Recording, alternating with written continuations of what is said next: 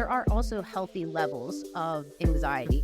It can keep us on our toes, it can keep us alert, and it can be very helpful. The content provided in this episode is intended for informational and educational purposes only. Our conversations are meant to create understanding and awareness around mental health topics, but they are by no means comprehensive or individualized evaluations or treatment plans. Stay safe and take care of your mental health. Enjoy the podcast.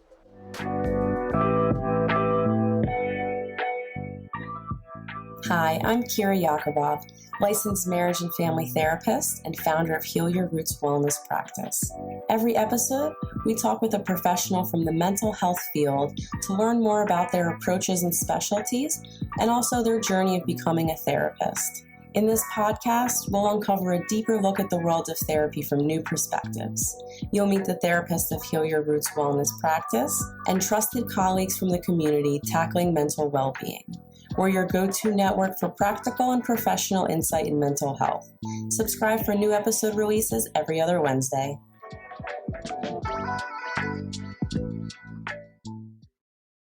Welcome back to another episode. I'm so excited to have Joslyn Justi back for a third episode. She's a licensed marriage and family therapist at Heal Your Roots Wellness and a clinical supervisor in training. Joslyn, thank you so much for being on with us today.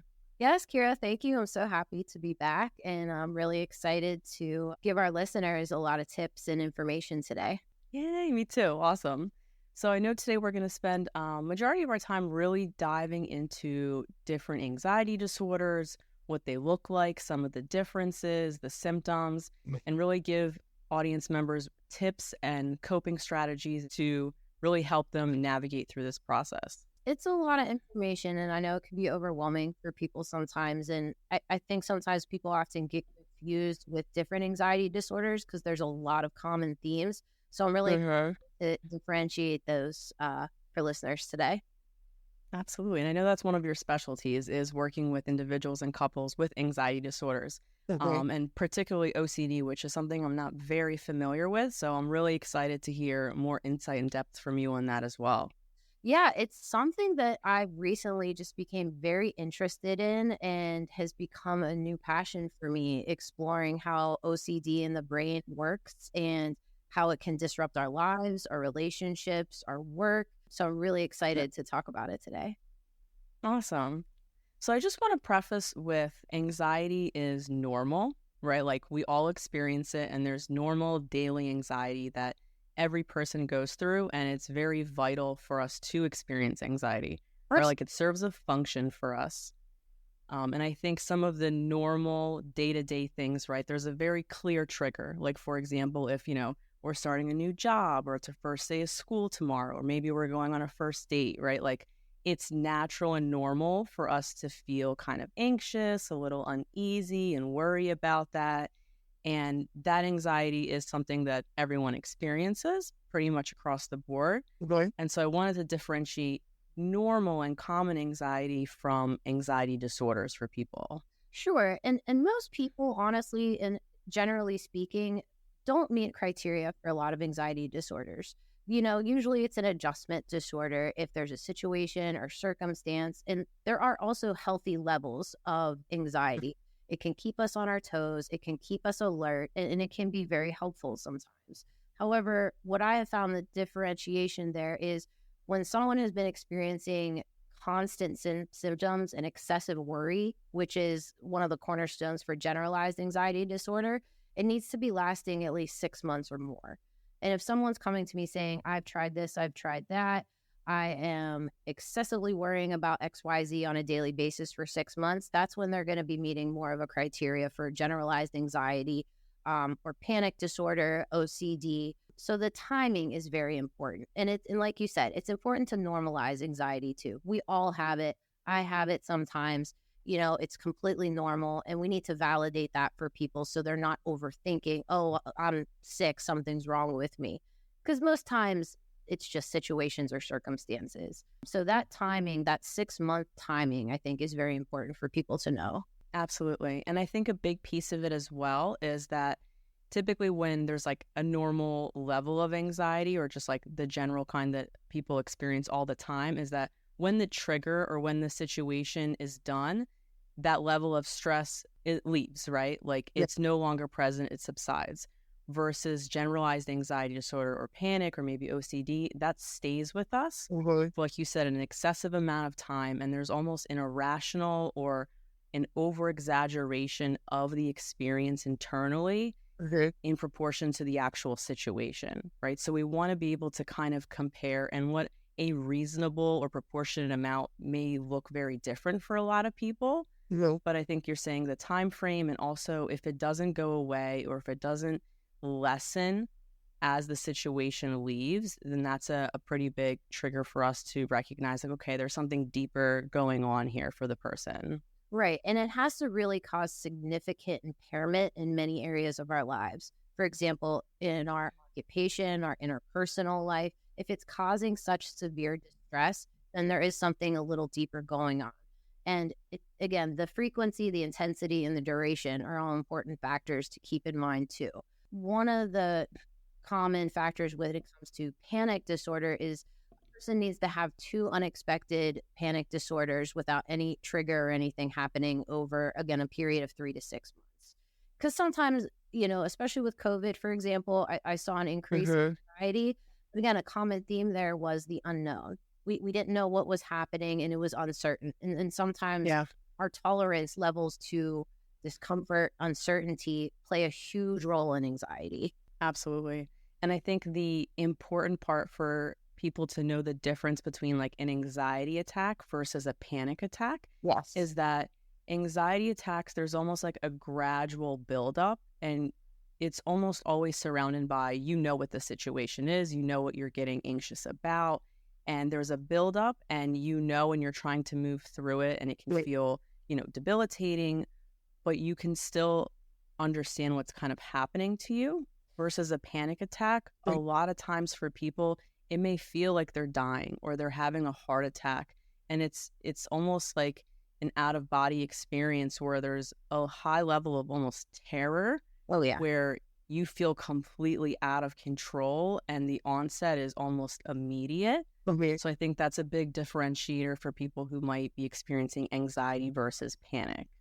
That's a very common question I've gotten asked recently, is the difference between anxiety attacks and panic attacks.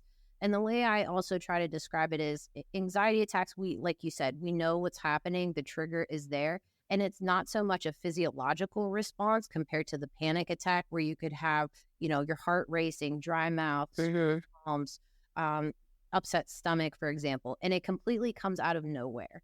Like there's no trigger. Nothing in your present moment is making this happen. So to me, that indicates also deeper internalized stress and things that we're not dealing with. Perhaps we suppress them. Sometimes I've noticed people who tend to avoid a lot or have an avoidant attachment style can sometimes experience panic attacks because a lot of things aren't getting addressed. So when I treat panic attacks or panic disorder, I'm really getting to the underlying issues of what's stressing you out and then working on stress management techniques. And once we get that stress under control, and again, self-awareness there is key, a gradual decrease or the frequency or the intensity decreases. Yeah. And I can see there's going to be a lot more frustration and avoiding a lot of maybe social events because there isn't a clear trigger, there isn't a clear link to why someone might be experiencing this, which could feel even scarier, right? Like we have no control over this versus people who may have anxiety disorder or anxiety panic attacks is what is kind of triggering you, or the circumstances, the situation, and we're more likely to avoid them or isolate. Like that's an active decision because we know there's like a cause and effect versus really not knowing what's happening. And it's really kind of a probability issue too, because people are prone to that social anxiety, OCD, even ADHD. We have this interpretation or almost this confirmation bias, like, well, I don't want to go because I am not comfortable with the unknown, or I don't know what's going to happen. Feeding that thought process in the brain even more. So a little education for people is an overactive amygdala and cortex is what is feeding these thoughts. And so when we know that, we can say, okay, I'm interpreting this a certain type of way. If I feed into it, then the worry is going to be even more extreme. But if I change my interpretation a little bit, I can say, instead of I need to know what's going to happen, I can't tolerate the unknown, what we can maybe say is something like, I need this opportunity to learn how to tolerate uncomfortable situations. So again, you hear the difference. We're saying like, I need the opportunity to be able, because again, the probability that something may happen is relatively low. It could be high, but we still don't know for sure. And that's something that we really work with a lot, is trying to get people to open themselves up to the possibility that their initial confirmation biased thoughts may not be accurate. So therefore, because we don't want to hold people back or hold themselves back from Absolutely. I love that you say that, because it's really challenging our thoughts and being more realistic and having more of an open mind of all the scenarios that could happen, right? I think, and I've struggled with anxiety, especially social anxiety, a lot in my life, is that we imagine the worst case scenario in our mind, and then we feel it in our body, and then we imagine what that's going to be like to move through that. And we're like, I don't want to feel that discomfort. I already felt what it's like in my body. I'm good. Well, right? Versus being like, okay, that's a possibility. It could happen, right? It's not zero chance. It could happen. And is there something just as likely or more likely to happen that either nothing bad will happen, or I'll actually have a good time or a positive experience? And what will that feel like in my body? To at least allow ourselves to see and understand different options. And I think a big part is feeling it in our body, is like kind of like visualizing and grounding ourselves in those senses as well. Absolutely. And it's learning how to trust yourself a little bit more instead of trusting logical thoughts that have possibly prevented you from enjoying life or having certain experiences. So one of the things I really try to normalize and validate for people is look for the most tiny baby step opportunities you possibly can. And then from there, because sometimes people want to jump to, oh, I need to go to this huge concert, but I'm terrified of being around a ton of people. Okay, well, maybe just start by going to a coffee shop. Maybe just start by having somebody over your house. Gauge how you build your tolerance, and again, change the way we approach anxiety rather than like trying to say, no, don't be anxious, because that just makes us more anxious. Sure. It never works to say, don't feel this feeling. If it was that easy, we wouldn't be feeling it, right? If there was a switch. We'd be out of a job. If I told people, okay, cool, they're all better, and it's just unreal. The brain is so powerful, and once we develop those thoughts and strengthen those thoughts in the brain, that's what's telling us is our reality. When again, we're just strengthening unhelpful thought processes. For sure. And I like how you said kind of exposing ourselves slowly to some of these things, right? So it's building that window of tolerance. Yes. So I think there's different levels between discomfort, a comfort zone, and like dangerous, right? Like we don't want to put ourselves in dangerous situations that are super risky just for the sake of, pushing ourselves. That's not the point. And, sometimes we want to be in a level of comfort so that we can soothe our nervous system. But we don't always want to stay in the comfort zone, because then we don't necessarily grow, we isolate, like you're saying, we prevent ourselves from experiencing more. So it's really kind of playing and testing with the discomfort tolerance window, pushing it a little bit further and further and seeing like, okay, this was really uncomfortable. It wasn't a great feeling, but I'm not hurt. I'm still safe. I managed through it. Like that's a really big deal that I even did this thing. Let me see if I can keep doing the same thing until it feels pretty normal, and then extend that window some more. Exactly. And I love that you brought that up, because that's one of the main treatments with OCD is the exposure prevention therapy. So you expose yourself to a triggering stimuli and you rate on a scale how discomfort or comfortable. And so we can use those numbers as a tangible treatment plan to say, okay, this is where you are at when you exposed yourself to this stimuli. Let's do it again in a week and see where you are with the same exact stimuli. So exposure, again, in theory, over time, should decrease the level of discomfort and increase your sense of self, increase your confidence.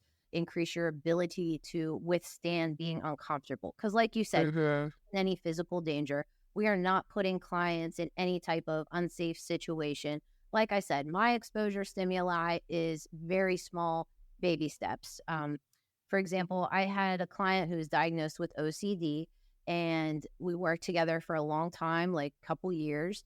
And this person got to a point where they were able to identify not calling somebody to get validation for an obsessive thought.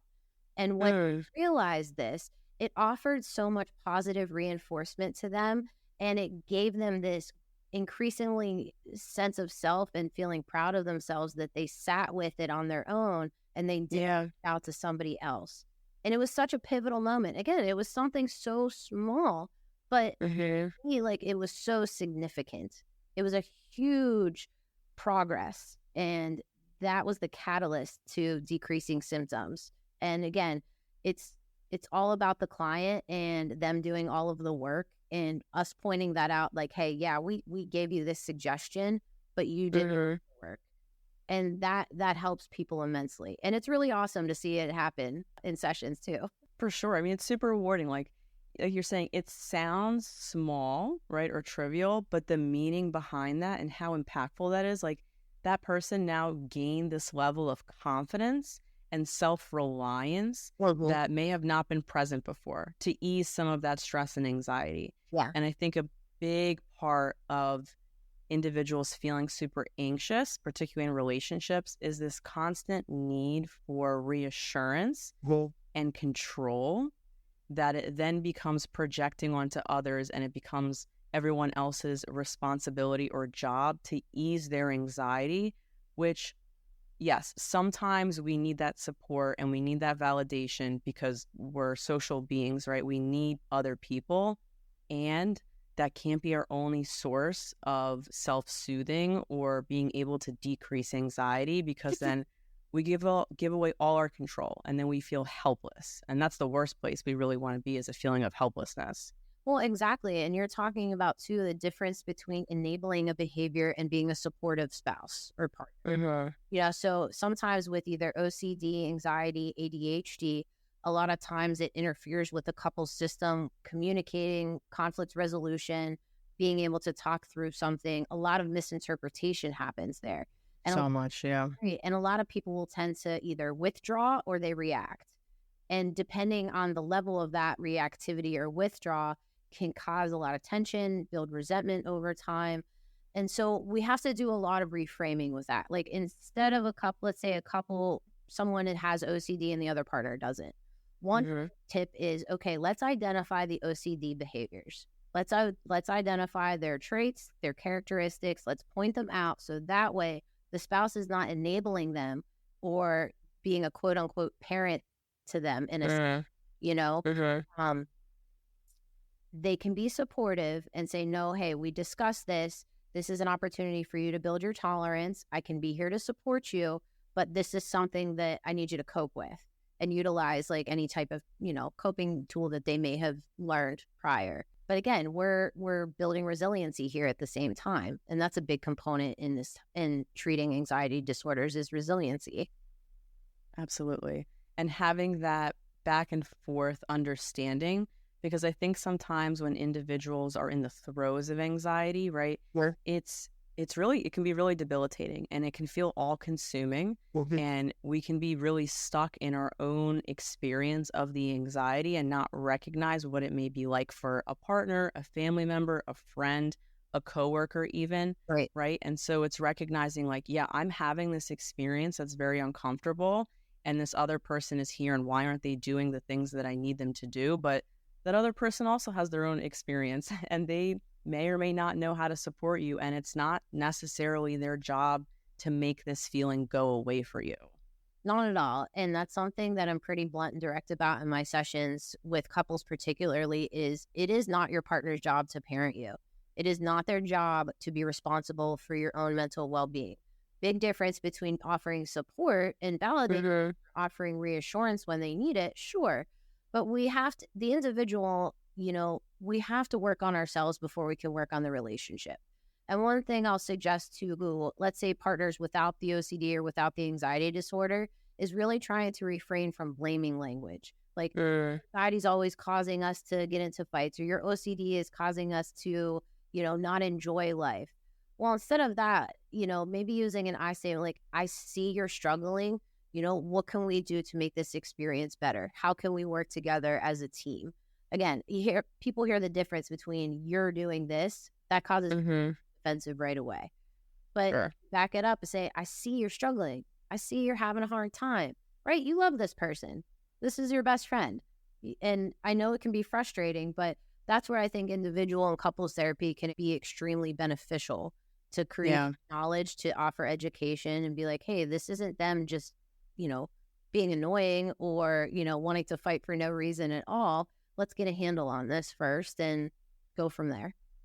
Absolutely. And that's why I think it's so important, is because even though in couples therapy, you're kind of working with each individual, Yeah. you can't spend the whole session on helping one person cope, Right. right? It's how is this couple managing this and navigating this together? And so that individual therapy is going to be so crucial to have way more time to process, find insight, find awareness, and develop coping skills that you can bring to the relationship or to the couples therapy. Like, hey, these are the things I've been working on. I'm really trying. It's not going to be perfect. You're not going to get it right every time, but like, let me know when you see that I'm not doing it, or help me, or point it out when maybe I am doing it right, or if I'm not doing it the best way. It's Exactly. keeping your partner accountable too. And again, just pointing out positive progress. Hey, I saw you were struggling, but I also saw you working through it. And I really appreciate that. And the other part is saying, like, acknowledging that appreciation and just being very mindful that their partner is also just as important. Even if they Yeah. have the OCD, they don't have anxiety at all, there's still stress, right? So stress management comes into play. So I might tell a couple, hey, I know this, you have OCD and you don't, but let's talk about stress management because I'm sure that impacts the both of you. And then if both of them use that together and they positively reinforce that together, that makes progress, honestly, so much more quick. And Absolutely. now, again, it's not an easy process at all. It's time consuming. I tell people that at the beginning, we're trying to rewire the brain. That a lot of mental effort and can be exhausting. So that's where a lot of self-care strategies come into play also. And even with that, right, there's a lot of repetition that has to happen, and a lot of reinforcement of particular behaviors over and over again, with the reaction being a positive one as well, to help us rewire that too. Because I think a lot of times when an individual is anxious, the reaction of their partner can also stop them from being honest, or can stop them from being more forthcoming or doing particular behaviors, based on maybe the way they were raised or their family environment when someone made a mistake, right? So it's also understanding the way that you react or speak to your friend or family or partner who may be more sensitive to that, Right. can also kind of enable them from being honest and open with you when they have anxiety. Absolutely. It's voice tone. It's, like you said, family of origin plays a huge role in this. How did you learn to manage conflict or anxiety or talk about emotions growing up, which is a big talk about in couples therapy. And it really does increase a person's insight and awareness, and can also have people be more sympathetic towards each other. Again, it's tough to do that. It's tough to rewire the brain, but I mean, it's definitely doable if people take accountability, if they have a willingness to want to work on the relationship, and if they genuinely want the relationship. Those are the three things. Whenever people check those boxes, that's where I see therapy also being the most productive and the most successful. Because both people have to be in it. Exactly. But I do see a lot of, like, the OCD and ADHD have sometimes been some of the biggest barriers in a romantic system. That the worry, it's time consuming, people get flustered easily. I think that's something we have to be mindful of when working with couples, is just the intensity of where they're at. And so I wanted to ask you if you can kind of dive a little bit deeper into OCD, but also what pure O is in OCD. Because, I've been seeing more of that, and that it's, from my understanding and from some of my training, I don't have a bunch of experience with individuals with OCD, but that there's usually a behavioral component that goes with intrusive thoughts. versus kind of the pure O is just that there's the intrusive thoughts, but we don't necessarily see the external behavior. Is that right? Or if you can kind of dive more into that? So a lot of newer research has indicated that with pure O or like OCD, it's not just obsessions and it's not just compulsions. They kind of go hand in hand, right? Compulsions are not simply just behaviors anymore. We can have compulsions about thoughts. So the two are like intertwined together like this.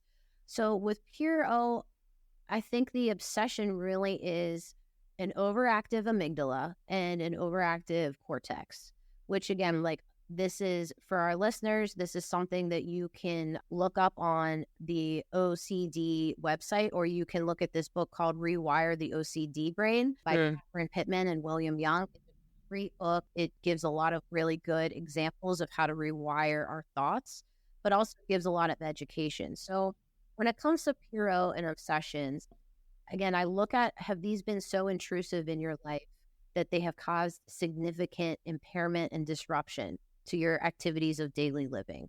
If so, let's take a closer look of what that means. However, let's say it's a circumstance, right? Someone just lost someone, for example, and they're having a very hard time and they might be obsessing over the past history. I don't think that's pure O or OCD. I think that's a circumstance. Okay. But it does become this just unexpected, excessive, time-consuming worry and the inability to get unstuck.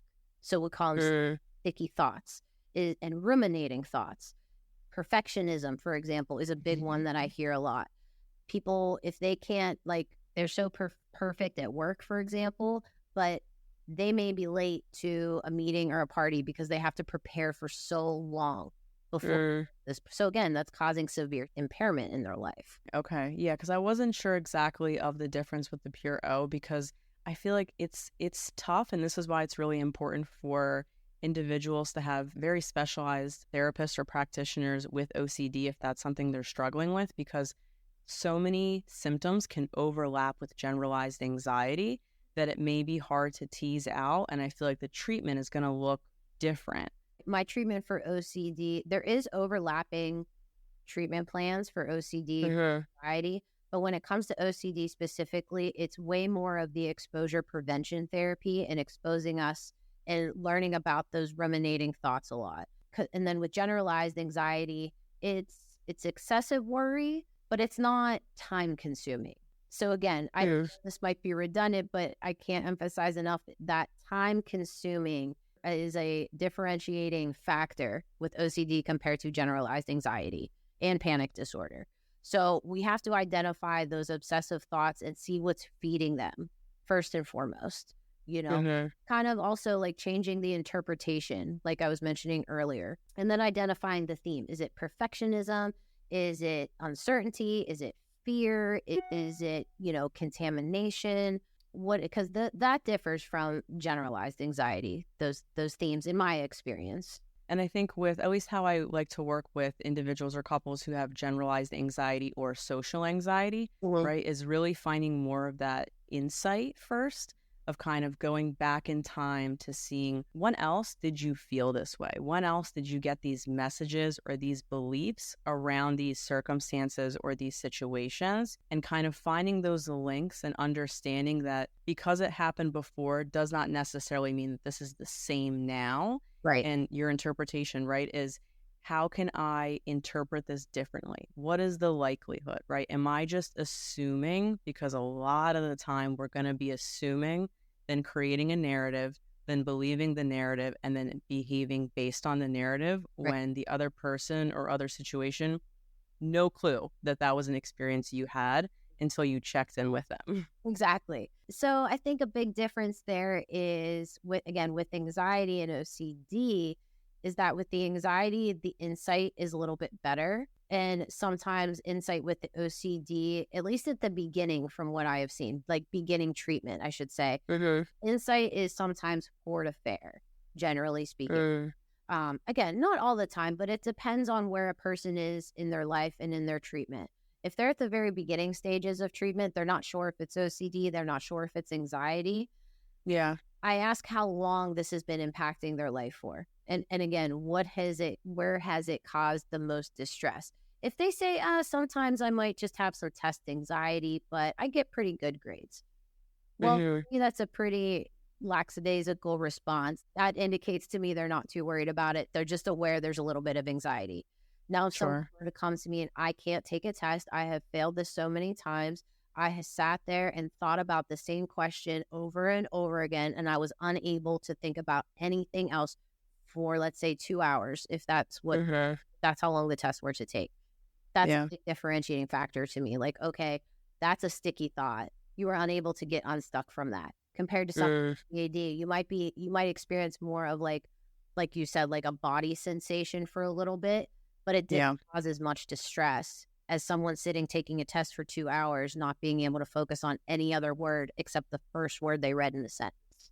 So that intensity and severity, duration, frequency, like this is for audience members, like this is how therapists and practitioners kind of assess and look through these things is how frequently does it happen? What's the intensity level, the severity, and the duration of how long that lasts for? Right. Because those are really big, important factors of being able to assess, which the assessment is important for the fact that we need to now figure out the best treatment plan for you specifically, not just to give somebody a label, right?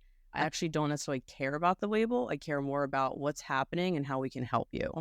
Exactly. And to be honest, OCD is a lot more rare than people realize. Like meeting the diagnostic criteria for obsessive compulsive disorder, it is not as common as adjustment disorder with anxiety. So a lot of the times it does get a little concerning with social media kind of throwing out a lot of, well, if you meet this, if you have, X, Y, and Z, then you have this disorder. And Yeah. scary, that's really scary for people. So it's so good for us to come in, educate, and normalize a lot of behaviors. Of course, like if there is a diagnosis, an OCD diagnosis, it is helpful, like you said, to have a treatment plan moving forward Mhm. and how to treat them. Because like I said, the exposure prevention therapy is what I would use for OCD, but not necessarily generalized or panic disorder or even like ADHD for that matter. And so I did want to spend a little bit of time giving audience members like concrete coping skills or techniques that they can use for these different, whether it's disorders or the struggles and symptoms that they're going through that maybe you like to use and that I use with clients as well. Yeah, I would say for panic disorder, I start with normalizing what's happening, not panicking. When you know know your body of what's happening. Like, are your palms getting sweaty, for example? Is your Mhm. starting to race? Are you getting nauseous? Okay, if that's happening, remain calm. Stay still, walk to the sink, walk to your bathroom, splash some cold water on your face, Mhm. put an ice cube on the back of your neck. That can help calm the nervous system and tell yourself, I know what's happening right now. I'm having a panic Mhm. attack. And again, slowing your inner dialogue has been Yeah. very helpful because oftentimes when something scary is happening to us, the mind starts to race a million miles an hour. So Mhm. have to be very careful and cognizant of, hey, let's slow it down. Let's imagine something slow, like a turtle, for example. And I've mentioned this to clients, like Yeah. no, it's kind of funny, but if we can visualize something slow, the mind is telling the body it's okay to calm back down. There's no immediate danger. So Mhm. that's where I start is self-soothing techniques, calming the heart rate because your heart rate's going to start to increase with a panic attack. Because like you said earlier, it can mimic a heart attack, which is Mhm. really terrifying. I've had a panic attack before, and it does help me to coach people through it a lot easier after having, Mhm. because I definitely saw that increase, I think, after the pandemic and people not knowing what was going on with them, right? So Yeah. that fear of the unknown was a whole other layer to exasperating the panic and causing it to last longer than it should. Because we can decrease a panic attack you can start having it and it can be over in 60 seconds or Mhm. over in 2 hours. The duration varies a lot. But as long as you start to think slow, control your heart rate, breathe. Again, you put ice on your forehead or on the back of your neck. That can be extreme. That cold temperature Mhm. helpful to reset the nervous system and offer soothing to the body. Yeah, I love that. So I like to let clients know it's basically the same, right? Is that when our body has these symptoms, it feels unsafe, right? And when we feel unsafe, when our nervous system feels unsafe, a lot of the time we don't have the capacity to challenge our thoughts. Okay. So the first and most important thing that you can do is, how can I send the message to my body that I am safe, that I am okay, and that I can just be present, right? So it's like you're saying, slowing down, having something cold, breathing, especially for a panic attack. I've had them too. It is not a good time. Like, you literally cannot breathe, which is horrifying within itself. And so it's literally just focusing on, I need to catch my breath, I need to slow my breath, and I need to count my breath. That is your only job, is to focus on calming down your nervous system enough where you feel safe. Yes. And then from there, once you feel safe and you've calmed down, then you can kind of process. Then you can kind of challenge some of those thoughts after the fact. Right. But I don't like to let clients go into that first, because you're just kind of amping up the anxiety. Yeah, right. We have to get physiological symptoms under control before we can start emotionally processing. Because we're so terrified and they're in that fight or flight position, and the body is telling us that we're in danger, it's going to just exasperate things. We're like, well, how does that make you feel? Like, I'm never going to tell somebody that. It's absolutely No. Like, I'm horrified. What do you think? So I love what you said, like, get the symptoms under control first and process after. Because a lot of times people come and they're like, I don't even know what triggered me. It literally came out of nowhere. But that gives us a really great opportunity for self-discovery. When people tell me, I don't know, I'm not sure, cool, let's use that as a great moment to, like, discover, like, what's beneath the surface. And that is, I love that, because that's what I like to ask clients when they come in with anxiety or depression is, how do you know you're experiencing it? Which may sound silly because, like, I'm always in it, but how do you know that, right? Like, what are all the symptoms? What are the thoughts? What are you feeling in your body? So that you become more aware and knowledgeable of your personal experience, so that next time it happens, you're like, oh, okay, I'm starting to feel anxious. This is typically what happens. Now I can kind of assess my environment or my internal thoughts. What are associated with this experience right now that I can then process later and go back to? Well, exactly. And you're slowing it down. To me, that's been some of the most helpful things that I've received feedback from clients lately, is being mindful and aware of what's happening and just taking the slow route. And you can come up with your own internal dialogue, but, like, literally slowing the way you talk to yourself. Because when you start talking that way, you can feel the body starting to slow down. Because when we're talking fast, the body's like playing catch up with that. Yeah. I like that, because it kind of pairs with the rest of our sensations, right? Because it's kind of controlling. If I kind of pull this lever, then this lever will kind of change appropriately or react appropriately to this. Right. Right. So going through all our senses. So sometimes, like, even I myself or some clients, like, okay, I know I have anxiety. I recognize what's happening. I understand what the triggers are. I still feel uneasy. Right. So it's like, having the awareness is phenomenal. It's the first step. But then it's like, and now what? Which can feel frustrating too. So I like to have them, before they're even anxious, right? Like, when they're already in a calm state, is to establish a place in their mind of somewhere they may have already been, or that they can create, is, where is an environment that you feel the most safe and calm and at ease? And I want you to visualize it. And through the visualization, I want you to hear the sounds. I want you to smell what's going on around you. I want you to experience the sensations and feelings on your body and against your body. And if you're eating or tasting anything, I want you to fully immerse yourself in this super calm, peaceful state that you can then pull to later as a way to self-soothe yourself anywhere, anytime, without anybody. Because I think it's powerful for people to have that they can pull from anytime. It feels like you're less out of control and more aware of what you can do for yourself. Well, it's so soothing. Even, like, as you were describing and taking that step by step, it felt so soothing. Like, hearing you go from, hey, what are you smelling? What are you seeing? And for our listeners, basically, we're describing a like guided imagery that can just be such a great visual and a great relaxation and soothing tool. Like you said, think of any peaceful environment that you possibly can, or use your imagination. You're changing the way you interpret something. And, you know, to kind of fall back on what you said earlier was you're also discussing reality testing and really kind of testing the reality of your own thoughts, right? And sometimes when we ask, well, how do you know that something bad's going to happen? You're assuming at the end of the day. And that assumption can be a dangerous game. We all understand that. But it really is just getting to a conscious place to be ready to make that decision.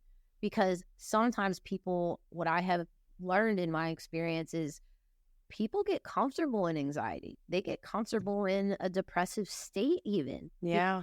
It's familiar territory. And the fear pops in because they're afraid to get better. What happens if I have a setback? Again, do you hear like the what ifs? What if a common factor with anxiety disorders, even depression? So again, if we can change the way we interpret things, we can catch that what if. We don't have to feed it. Easier said than done for all the listeners. Completely understand that. But I wouldn't say those things if I haven't seen them work. For sure. And I think that's such an important feature, is that what you mentioned is getting comfortable in the anxiety and almost holding on to it. Because I think this happens a lot too in treatment, is that someone will progress and they will get better. And there'll be this kind of signal like, okay, like things are working pretty well. We can probably see each other less. And then all of a sudden it's like, uh-oh, and more comes back, or they start unconsciously sabotaging things around them because we're scared of change, right? Like it may sound counterintuitive, like, oh, I want to get better. Why would I do that to myself? But it's thinking like, what is the function of that, right? So like if I change, then I can no longer rely on certain things. And if I fall back on some of those things, then like you said, what could happen? Or I'm not going to have the same supports, or I don't know who I'm going to be, or what am I going to spend my time thinking about? Or maybe that's part of my identity. So now how do I show up in the world if I'm not an anxious person and everyone around me kind of caters to that a little bit? And that's a lot, right? Spiraling around in our brains like on a daily basis. Well, what if this happens? You know, if I get better and then I slip up, or this or that. But I'm like, I'll tell clients I expect that to happen, because beings at the end of the day, it is not going to be perfect. In terms of mental health, in my clinical opinion, perfectionism is an illusion. And I truly believe that from a mental health perspective. I know we can have a perfect math problem, for example. The brain's not perfect. We have to make mistakes in order to grow, in order to learn. But a big theme there is also inviting the concept of accepting that and what that acceptance piece might look like. Because once we accept the fact that we can make mistakes and we can tolerate making mistakes, then again, we're changing the way we interpret or approach a situation. And I think it can offer us new experiences, new mindset. It takes a lot of work to get there, don't get me wrong. But I have seen people get to that acceptance piece, and it has been a significant change. Again, there's always going to be setbacks, but it's our therapist to normalize those setbacks, because they continue to be proactive in their mental health. They continue to call out and make an appointment, let's say if they had a setback, and they're willing to process it in session. That's a huge difference to me. And in and of itself, I think is very significant progress too. Of course. And I think especially with perfectionism, when you say that, it's interesting. I almost love working with clients who have perfectionism, because it's not about the actual thing being perfect, right? Like, what are we avoiding happening by you being perfect, right? Is it the identity or sense of being a failure? Is it how other people are going to view you? And if they view you that way, what does that mean? What are the negative consequences to this, right? Like, I think people focus on just the act or just the purpose of what they're trying to do to be perfect, and not really processing and thinking about, like, if I'm not, then what happens? Like, what is it that I'm really scared of or trying to avoid?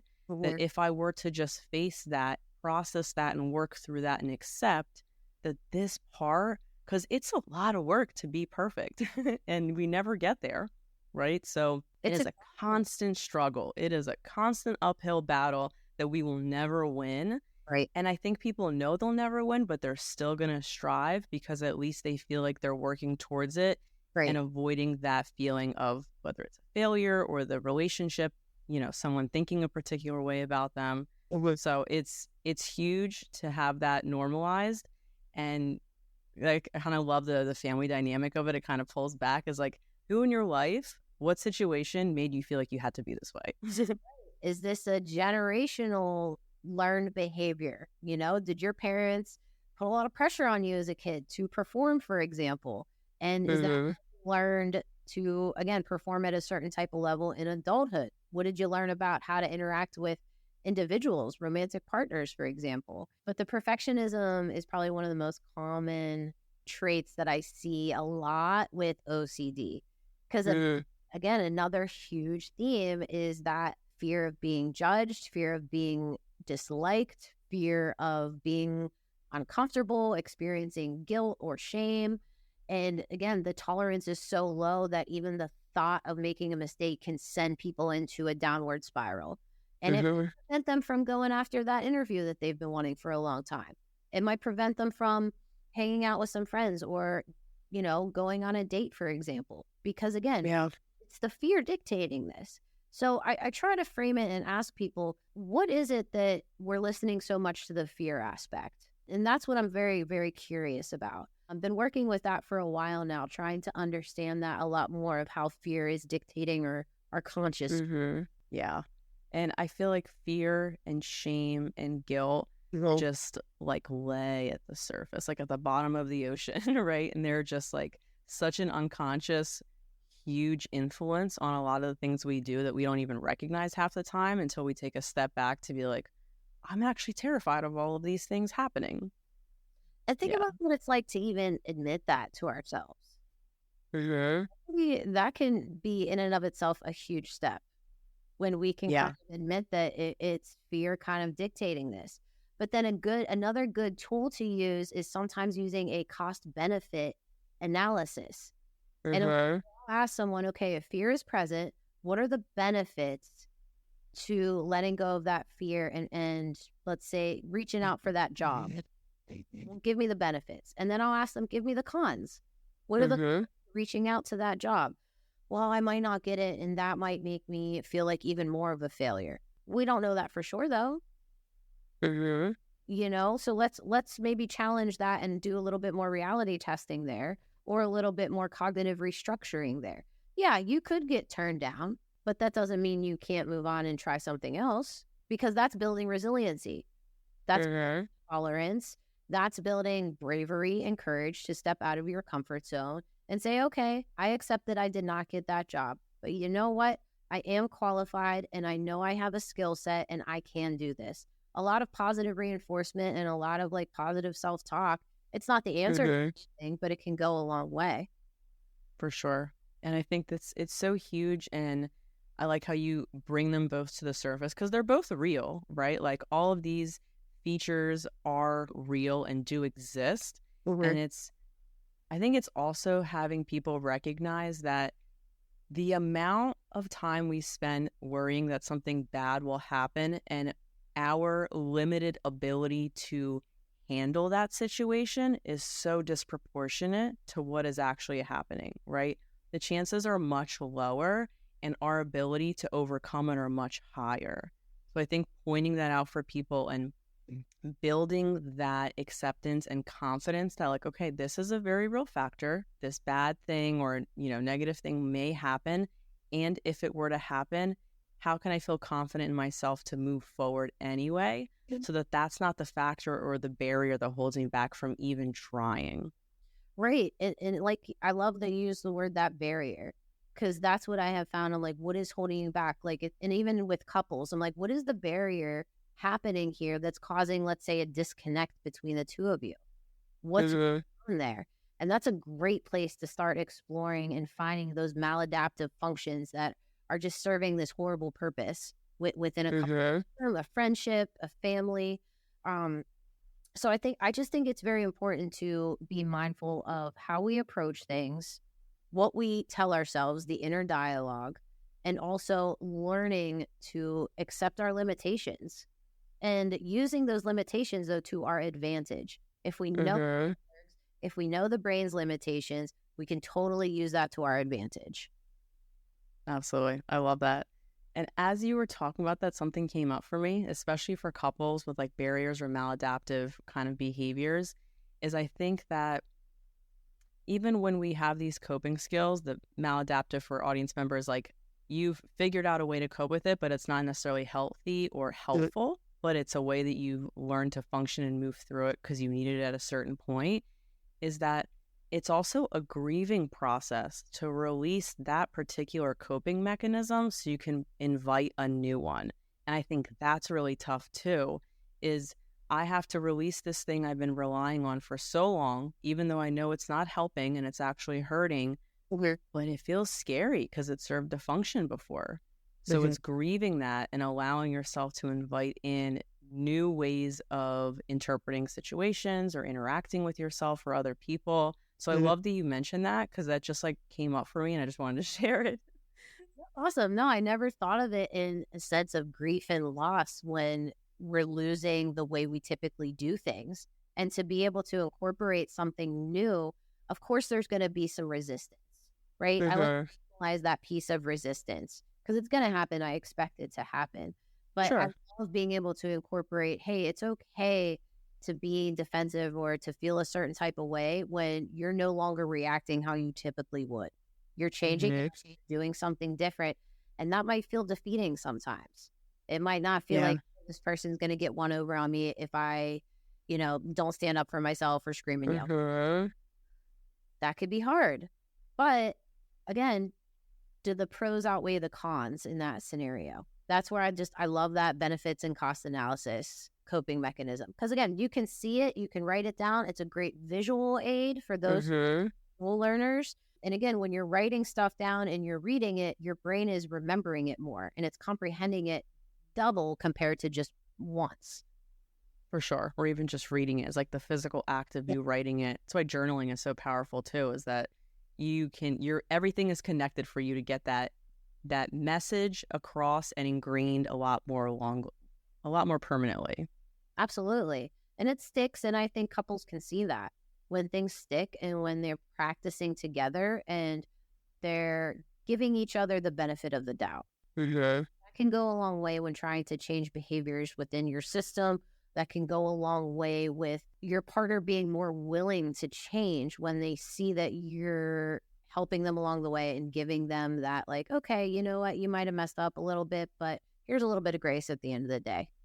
And you know what's interesting? So I've had couples where they've gone from really high intense arguments to like high intense, it's drawn out, so much energy is spent, to having a really respectful and productive conversation that doesn't last very long because they get to the point and one or both partners kind of feel like uneasy about it. And so I'll ask, like, why does this feel strange? And they're like, I don't know. Like, usually I can get out all this energy, this pent up anger. And now it's like, oh, you validated my feeling? That's it? What am I supposed to do with all this energy now? So it's funny that even healthy change, we still have to recognize that something different means that there's a cost, right? We have to release something in order to receive something. Because I think, too, we can sometimes get so used to the chaos.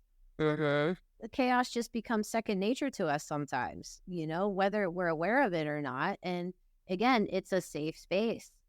It's a comfortable space. It's familiar territory. So when a couple does get to that point of, oh, we're actually talking to each other and not screaming and yelling at each other. This feels weird, but it's weird at the end of the day, right? Well, I like to differentiate between good, weird, bad, weird. And it's a nice way to kind of incorporate humor into the sessions a little bit and make light of some things, because we don't always want it to be this heavy, drawn out emotional conversation. That's exhausting. And, I think that piece of humor with anxiety, OCD, depression, couples therapy can go a long way. And sometimes we can even make fun of the symptoms. If we can this internal dialogue that, oh, we can name it, we can make fun of it, we can tease it. Sometimes it can decrease it in its power over us in a sense. Yeah, humor is such a huge tool, and it's very healing, and I love bringing humor into session, and I think that's kind of why we jive well too, is that like if you can't laugh at or you can't find the silliness or lightness in it, everything's going to feel heavy. Yeah. And it's so hard to do anything in life when everything constantly feels heavy. Yes. Or like in the moment it might suck, but like can we talk about that story after the fact and laugh at like how absurd that was, or like, oh my God, I couldn't believe I did that again, right? Like, so it's bringing that humor. So I love that you bring that up too, because I think that's such a huge piece in any relationship. Well, absolutely. If we can't laugh at certain things, like even myself as a therapist, I might say something silly or fumble my words, and I'll just laugh at myself in session. And I think it just humanizes us a little bit. And it really, in my experience, has made clients feel more comfortable. And hey, I make mistakes too. I'm your therapist, but I also make mistakes. And guess what? It's okay. I'm still here. I'm still doing my job. And I hope that shows that you can do the same. And yeah, be okay, and laugh at that mistake and move along, learn from it, grow from it. Love it. Love these little tidbits. Those are great quotes. Great quotes. It sounds like happy to talk.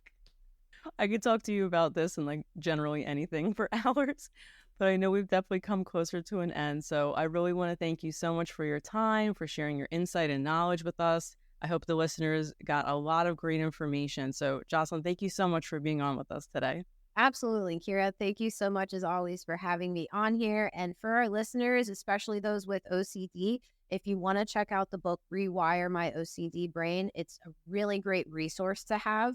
There's a lot of great coping tools, education in there. So check it out. It's a great book. And I hope everyone's well and enjoyed this episode. Awesome. And just so listeners know, if you want to work with Joslyn, whether individually or as a couple, she is accepting new clients right now in Pennsylvania and Delaware. So you can head over to our website, healyourrootswellness.com, schedule a consultation, and we hope to hear from you soon. Thanks so much, everybody. Thank you.